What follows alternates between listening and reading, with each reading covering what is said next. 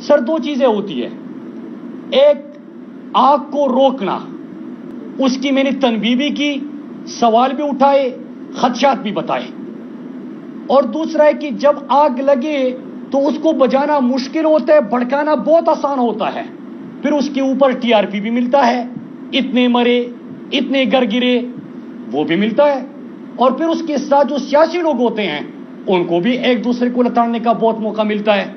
لیکن دونوں چیزوں میں نقصان تو ہمارے لوگوں کا ہے یار، ہماری زندگیوں کا ہے۔ میں نے جو سوال پہلے اٹھائے تھے میں آپ کے سامنے آج ریپیٹ کرتا ہوں، اور جو سوال میں بارہا پوچھ چکا تھا، پھر میں آپ کو موجودہ سچویشن اور اس سے آگے کیا ہونے جا رہا ہے وہ بتانے کی کوشش کر رہا ہوں، اور ہو سکتا ہے کہ کسی کی ضمیر کو جھنجھوڑنے میں آج ہم کامیاب ہو جائے اگر آپ نے ساتھ دیا۔ میرے پاکستانیوں، میرا سوال تھا کہ ریجیم چینج آپریشن ہوا، اور یہ ہوا کیوں تھا کہ پاکستان سے اڈے مانگے گئے، جواب ملا ایبسولوٹلی ناٹ، ڈرون حملہ ایک نہیں ہوا عمران خان کے دور میں، لہٰذا ایک ریجیم چینج آپریشن، حکومت بدلی، امریکہ کے اعلی کار مسلط ہوئے، پھر ریجیم چینج آپریشن کا دوسرا مرحلہ آیا۔ اس دوسرے مرحلے میں جو ہمارے خدشات تھے میں نے وہ سوالوں کی شکل میں پوچھے کہ کیا ریجیم چینج آپریشن کے دوسرے مرحلے میں امریکہ کے اثر و رسوخ کو، جو کہ افغانستان سے وڈرال کے بعد اس خطے میں طاقت کے توازن یا طاقت کے کھیل اور ان کی یہاں پہ اجارہ قائم کرنے کے لیے کیا امریکہ کو اڈے دینے کی کوئی بات ہوئی ہے؟ دوسرا سوال میرا یہ تھا کہ کیا پاکستان کا ایئر سپیس استعمال کرنے کی اجازت دی جا چکی ہے یا دی جا رہی ہے؟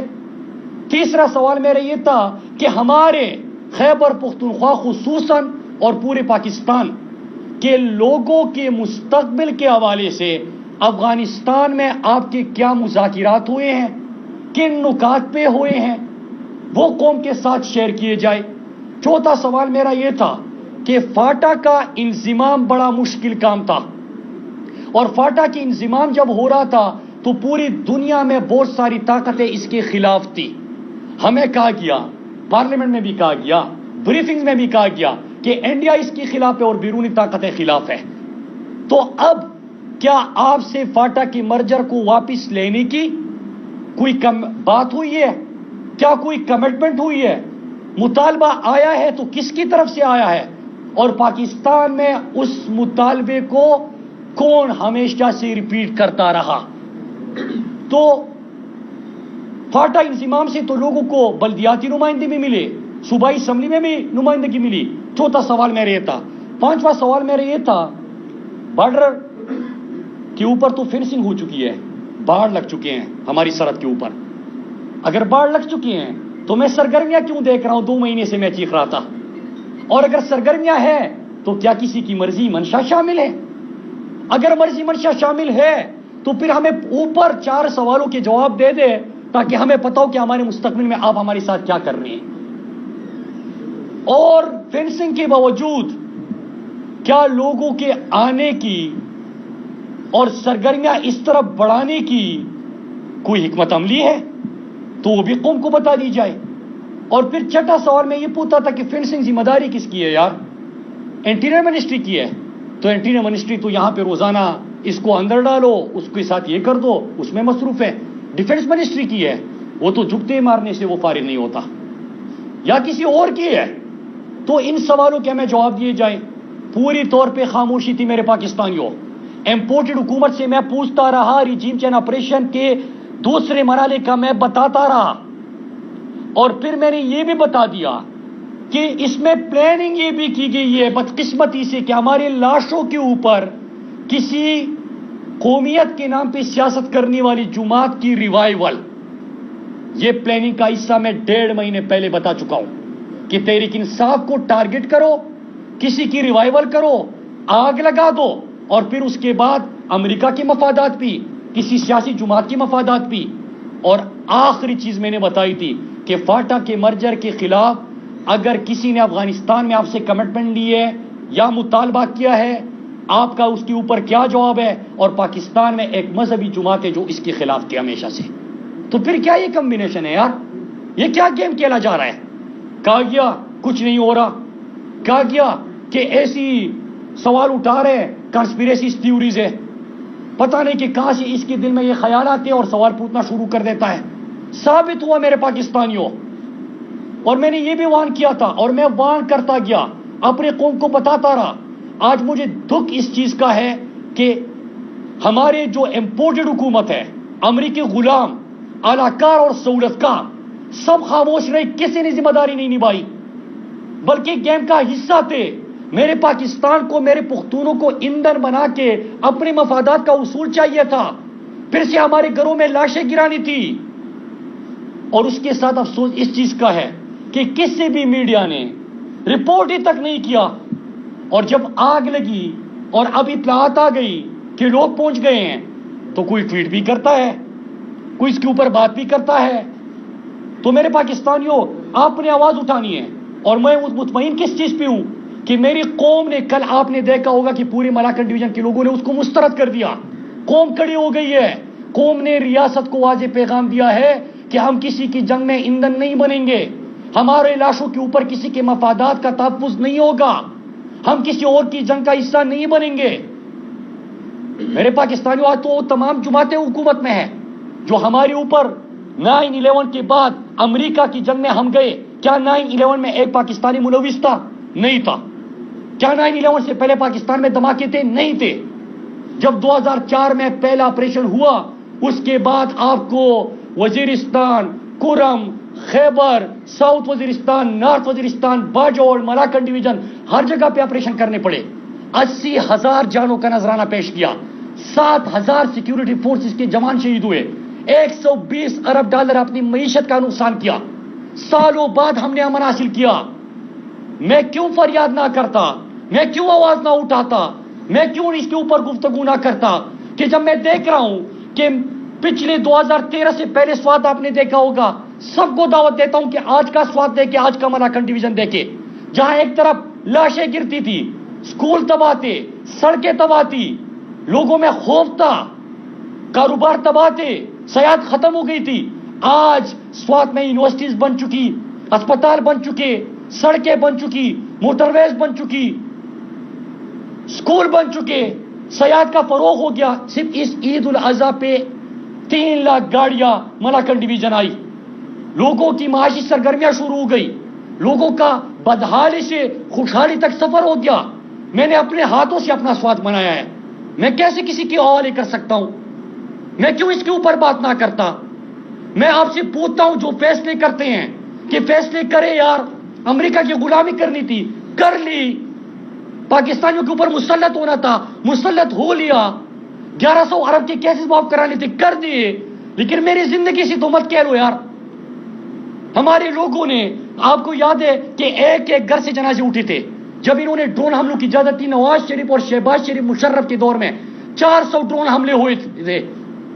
ایک ڈرون حملہ ہوتا تھا, اس سے دہشت گردی میں مزید اضافہ ہوتا تھا.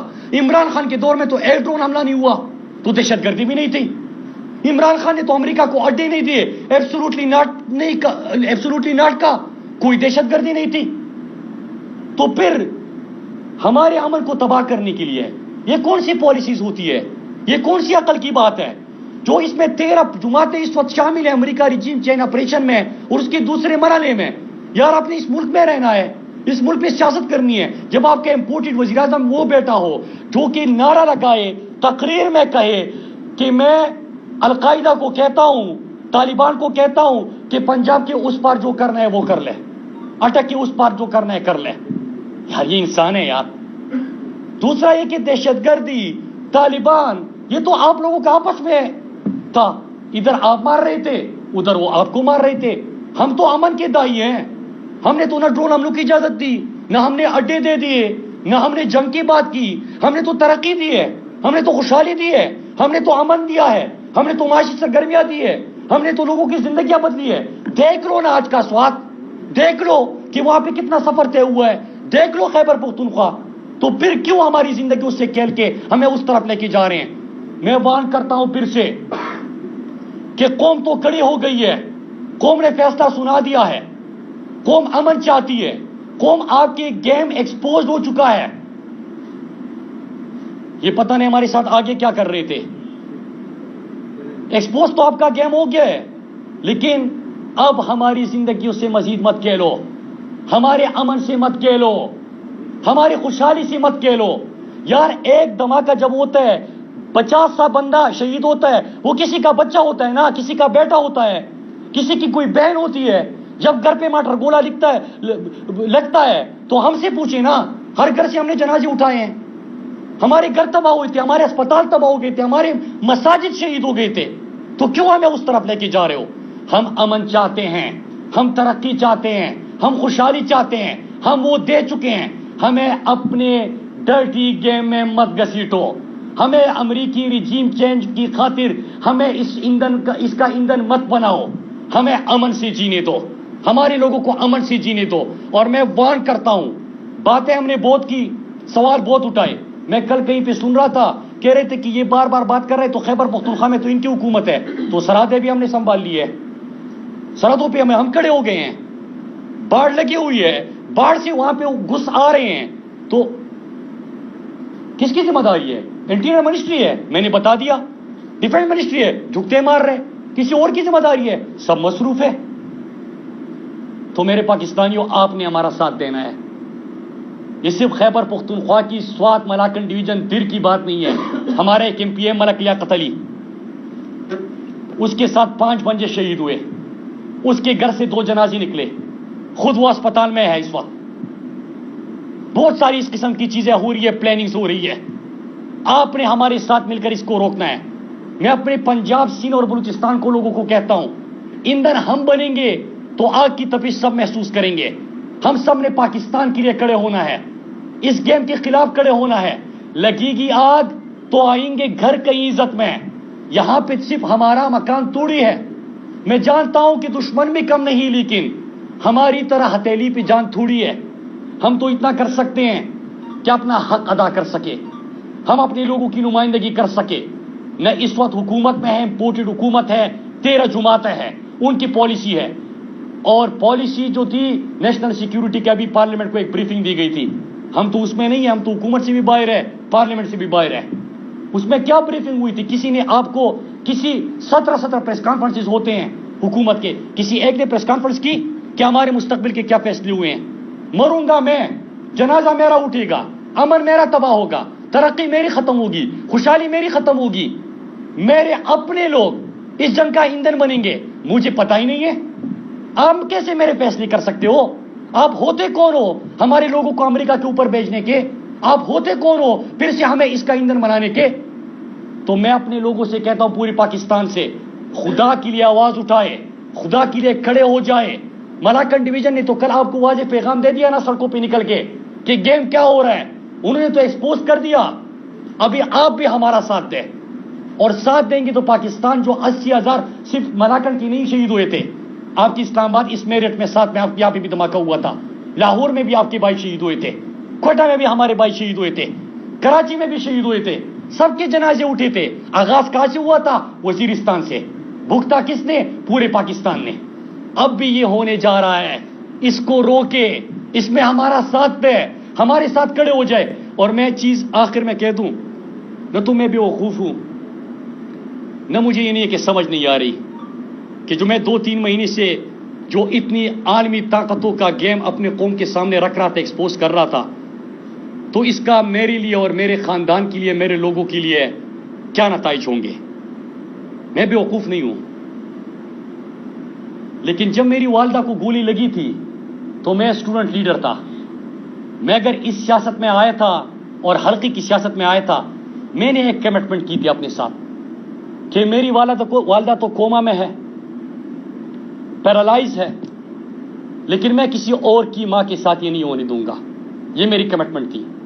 ایک طرف میری والدہ اسپتال میں تھی، دوسرے اسپتال میں میرا بھائی، اس کو 8-9 گولیاں لگی تھی، وہ اسپتال میں تھا، گھر گر چکا تھا، مسجد شہید ہو چکی تھی۔ اس وقت یہ کمٹمنٹ میں نے کی ہے۔ میں تو دل سے بات کر رہا ہوں، سوال اٹھا رہا ہوں۔ بہت ساری ایسی چیزیں میرے پاکستانیوں کے مجھے اس سے 1000 گنا زیادہ انفارمیشن ہے۔ آپ ساتھ دو گے، آپ کھڑے رہو گے تو ہمارا خیبر پختونخوا بچے گا، خیبر پختونخوا بچے گا تو پوری پاکستان کا امن بچے گا۔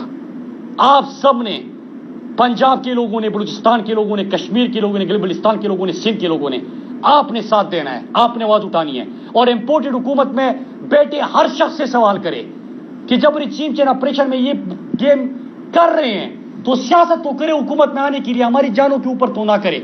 मेरी इतनी गुजारिश थी, मेरी इतनी बात थी। मैं समझता हूं कि इंशाअल्लाह हम इससे भी निकलेंगे, लेकिन जब बड़े लेवल पे जिनकी जिम्मेदारी है, अगर ये चीजें वहां से शुरू हो जाए तो फिर मुश्किल हो जाता है। लेकिन आप बोलेंगे तो हम रोक सकते हैं, और मुझे यकीन है कि आप बात करेंगे। अच्छा सर, ये बताइएगा, अभी जिस तरह आपने पेशावर में सवाल पूछे केपीके में आता और आपने सारा उसका सिचुएशन आपने बयान की, लेकिन में सर गवर्नमेंट पीटीआई की है सर, क्या इस मामले को वफाक के साथ केपीके हुकूमत ने उठाया है इस सारे इशू को, और उन्होंने कोई इस पर जवाब दिया है या उन्होंने खामोशी किया? इम्पोर्टेड हुकूमत से तो 2-3 महीने से मैं खुद पूछ रहा हूं। मैं अगर फरजंद जरदारी के ऊपर एक जुमला बोलूं तो 5 मिनट नहीं लगते मुझे जवाब आने में, 5 मिनट नहीं लगते। मैं अगर मफरूर इश्तियारी के ऊपर बात करूं तो 10 मिनट नहीं लगते, आप डायरेक्ट आपको वो रिबटल होता है कि क्या होता है वो आपको आ जाता है। लेकिन इसके ऊपर खामोशी, जब गेम का हिस्सा है, जब रिजीम चेंज ऑपरेशन के दूसरे मरहले में इन्वॉल्व है तो वो किस तरह करेंगे। रही बात खैबर पख्तूनख्वा की, मैंने आपको खुद अपनी बातों में भी कहा कि ये भी मैं कल से पूछ रहा हूं, जब घर तक आ जाती है ना आग, तो फिर उसके बाद जितनी मुंह उतनी बातें भी शुरू हो जाती है।